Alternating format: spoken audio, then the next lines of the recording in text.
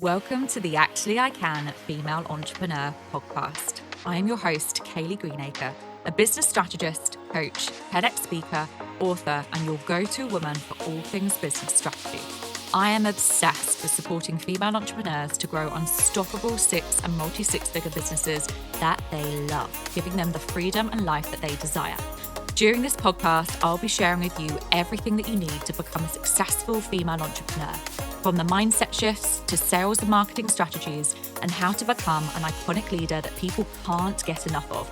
It is my mission to help you stand out, attract your dream clients and customers, and sell out of your offers with ease whilst building the business and life of your dreams. Let's make this your reality, ladies.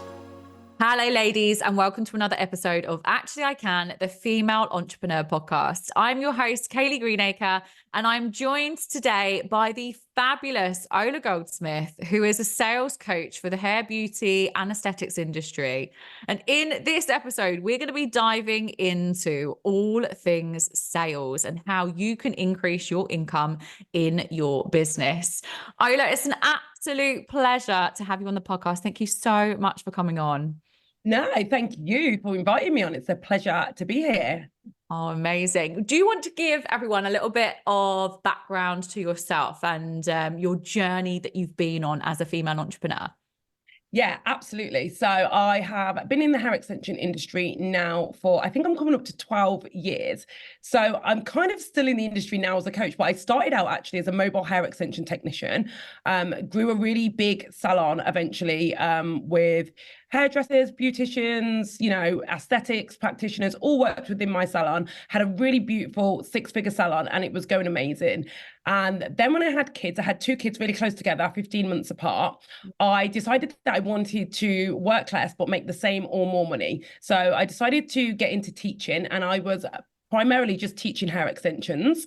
Me being the entrepreneur that I am, I always like to stand out from the crowd and do things a little bit differently. So I brought out my own weave technique, which actually then I took on to Dragon's Den.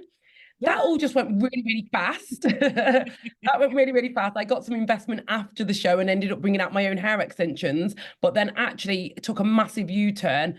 Didn't get on with my business partner, literally walked away from that whole side of my career and just started to go full in on teaching and become a certified business coach. And now I mainly focus on sales, but yeah, lots of areas of business coaching. And I'm helping other people do what I've already done. And that is create, income security, multiple six-figure businesses, step into their power, and just grow their business, make more money and live a fabulous life.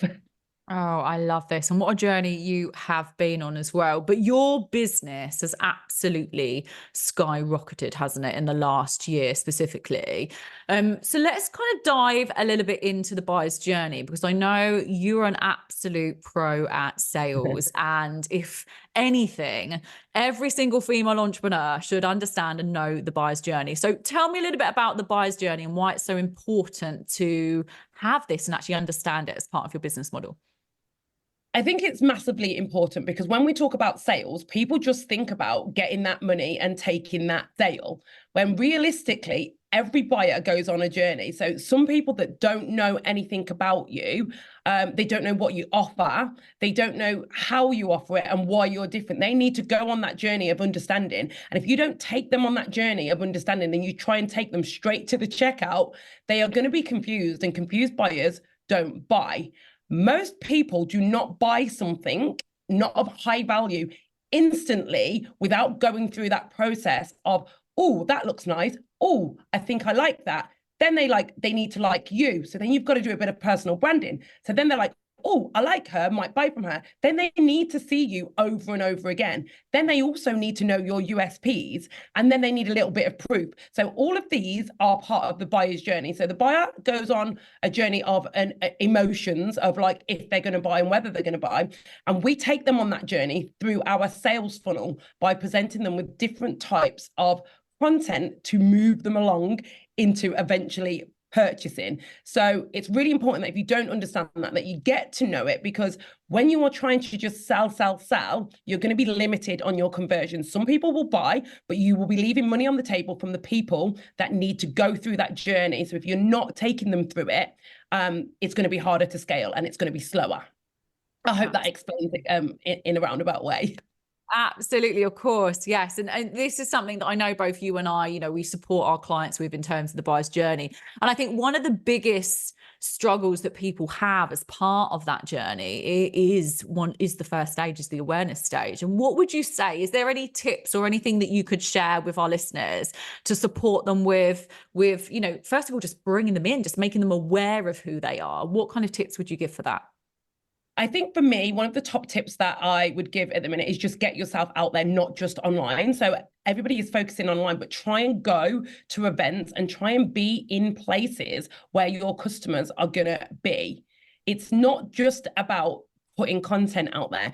Think about how you can present yourself in front of a client that's not going to just stumble upon you. So instead of hoping that people become aware of you, force them to become aware of you, whether it's through paid advertising, through events, through collaboration, like me coming on this podcast. This is part of the awareness stage of my, sales funnel, because there's going to be people on this podcast that haven't got a clue who I am. They may start following me. They may go on the buyer's journey. They may not.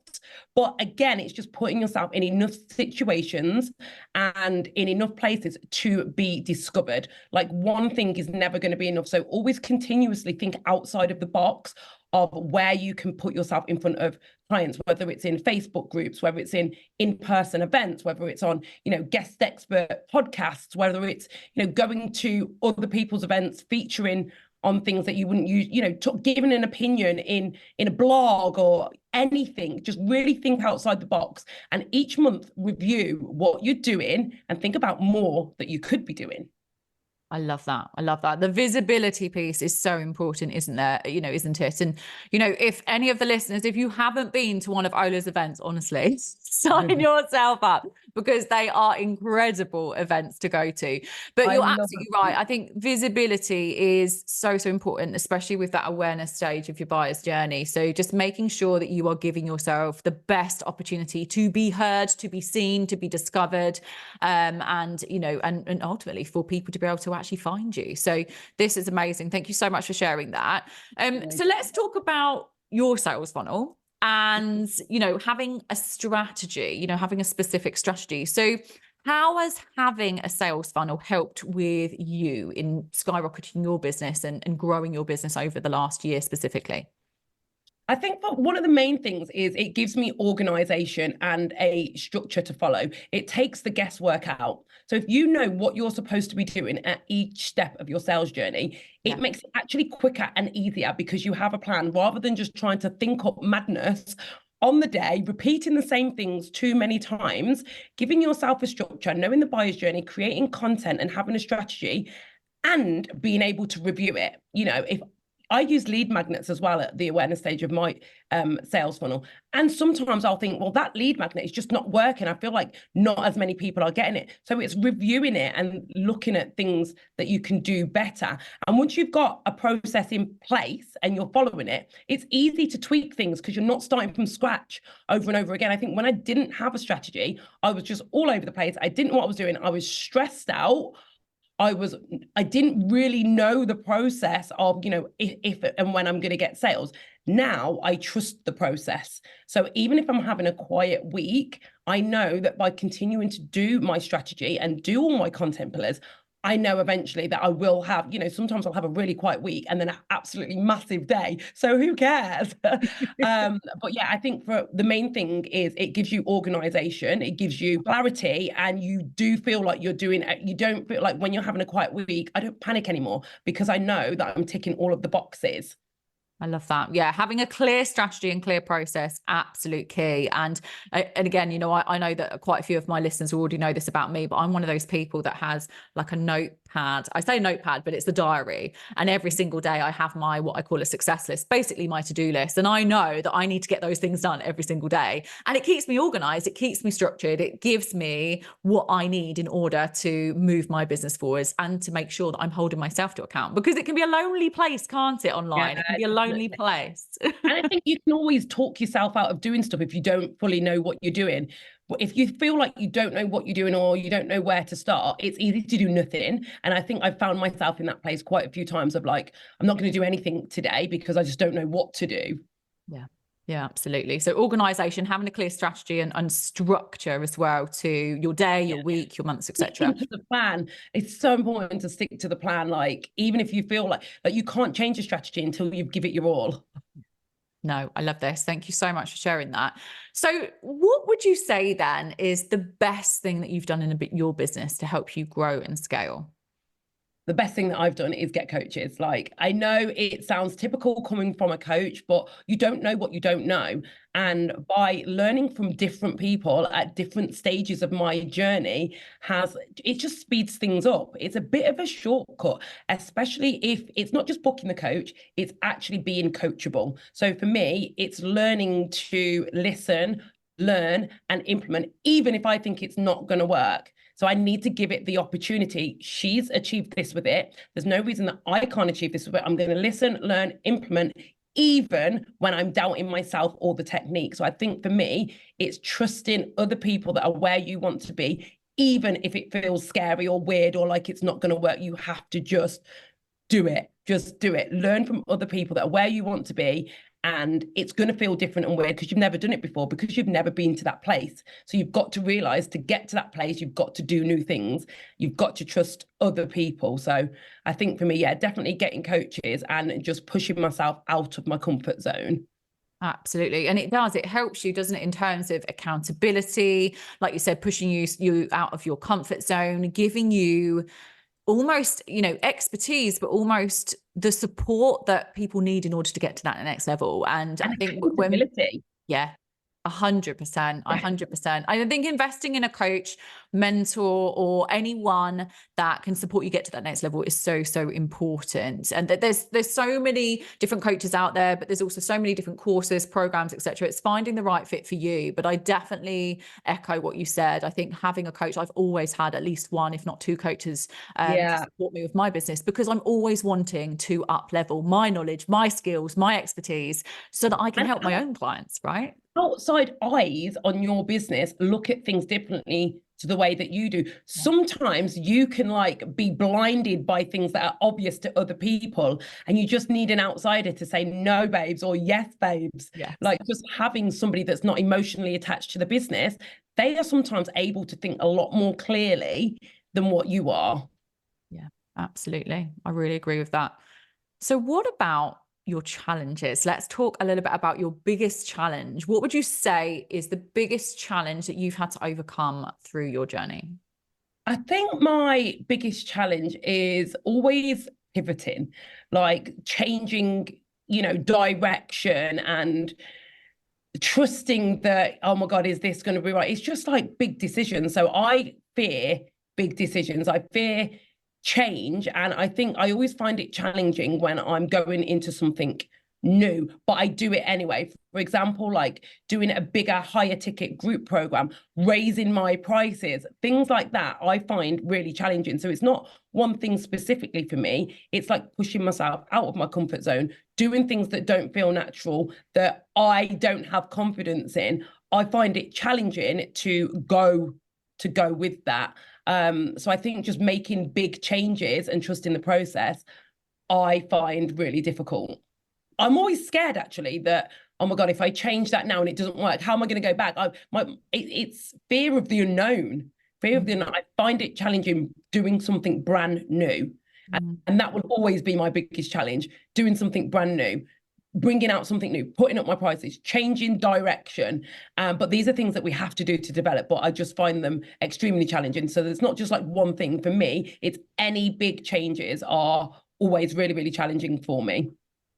So I think a lot of people would probably face this fear as well in terms of change. I mean, I definitely do as well. I feel like we as humans, we're so used to, either habits or routines, or, we are quite comfortable being comfortable, aren't we? But ultimately, when we're female entrepreneurs, we have to put ourselves out of our comfort zone in order to grow. So is there any advice that you could give our listeners in terms of this shift or the changes that they potentially have to make for their business? What advice could you give them around that?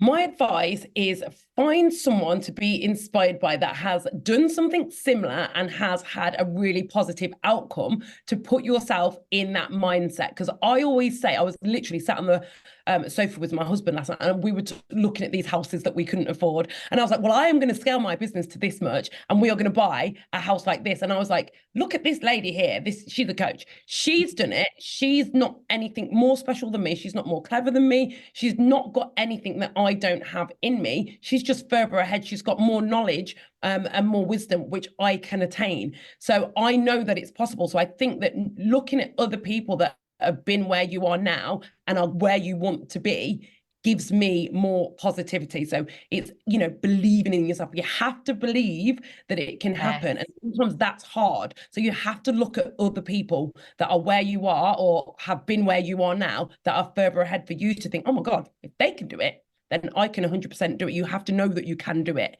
So I think sometimes it's easier said than done. So find somebody else that has done it, follow them, and just think one day that's going to be me.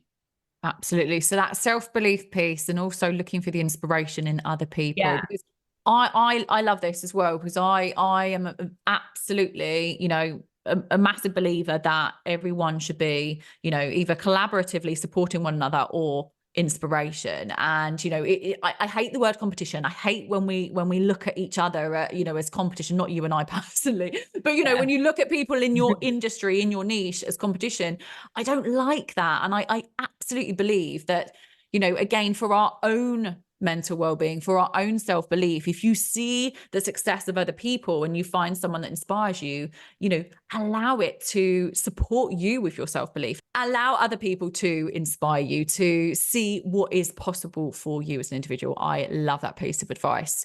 Yeah, definitely. It's just having that vision and knowing that it's possible. Like, I don't see other people as competition because there are millions of people in the world. Okay, if there was a shortage of people that wanted help, then, we would have more competitors, but there's never going to be a shortage. No. So there's absolutely no reason to have, they say, competitors are, I would say, people that you can be inspired by, or I look at them as people to be different to. So if I see somebody that's in the same industry, how can I be different to them? I don't see it as how can I beat them? How can I be different to them? How can I offer something different? How can I take a different share of a huge market?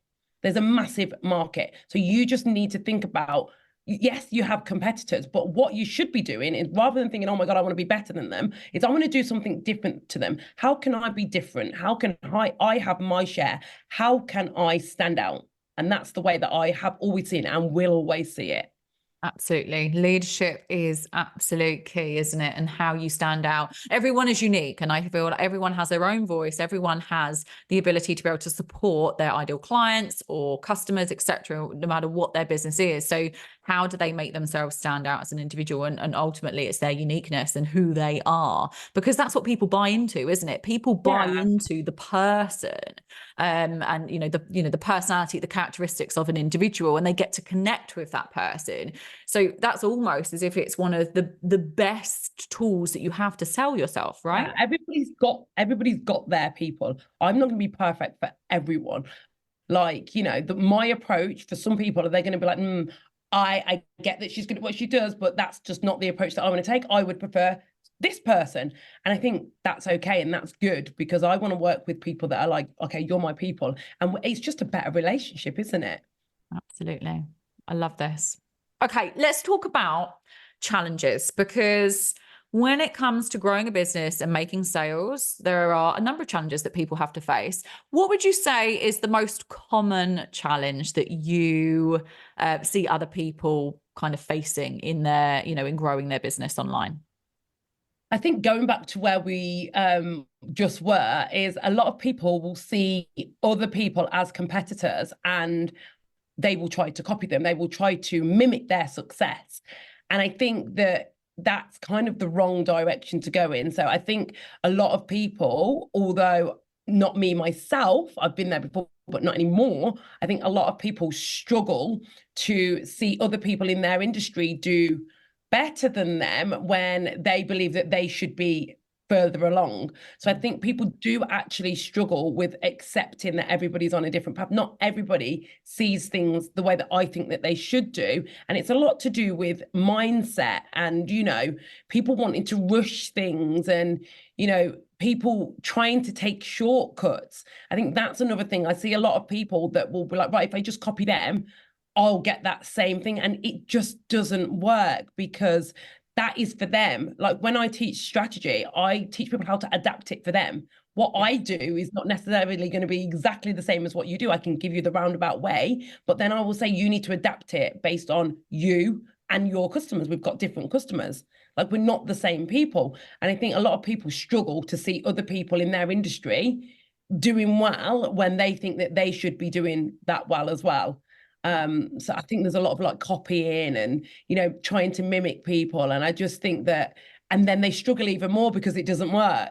Yeah. And I think it's so easy, isn't it, to see, just like you said, see someone do really well and think, oh, okay, well, they're doing that with their strategy, so I'm just going to copy that. And I feel like everyone has been in a position where they've looked at someone else online absolutely smashing it and thought to themselves, oh, I probably need to be doing a little bit more of that or that, when ultimately what works for them isn't necessarily going to work for us, right? So what would you say, like, what advice would you give on that then, in terms of, you know, when people are focusing on, I don't know, creating their own content, or, you know, creating a masterclass or a freebie, what advice would you give them to kind of move away from copying or looking at what other people are doing and focusing on themselves?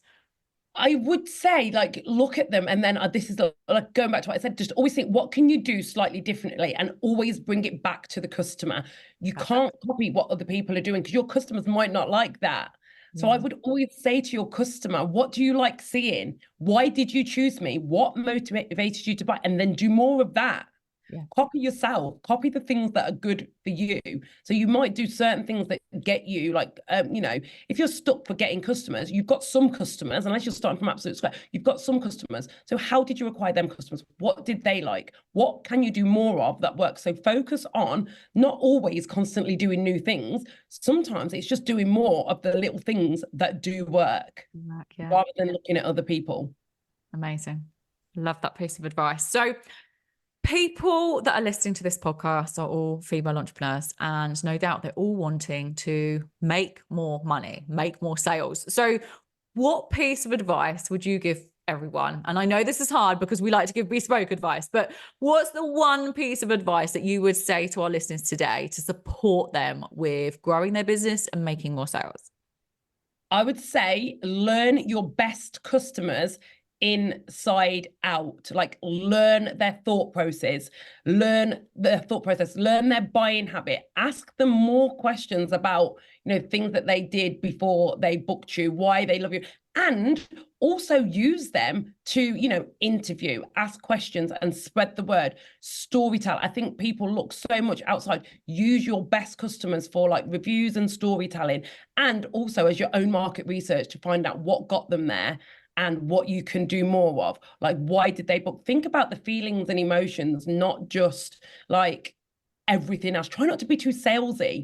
Try and be, like I say now, I'm a value provider, problem solver. I'm not a salesperson. Although I teach you how to get sales, I'm actually a problem solver and a value provider. So think about what problems you solve for your best customers, and think about the value that your best customers achieve. So I would focus everything on your best, most loyal customers and how you can get more of them. What do they love? Why did they buy? What were their problems? What problems can you help other people like them with?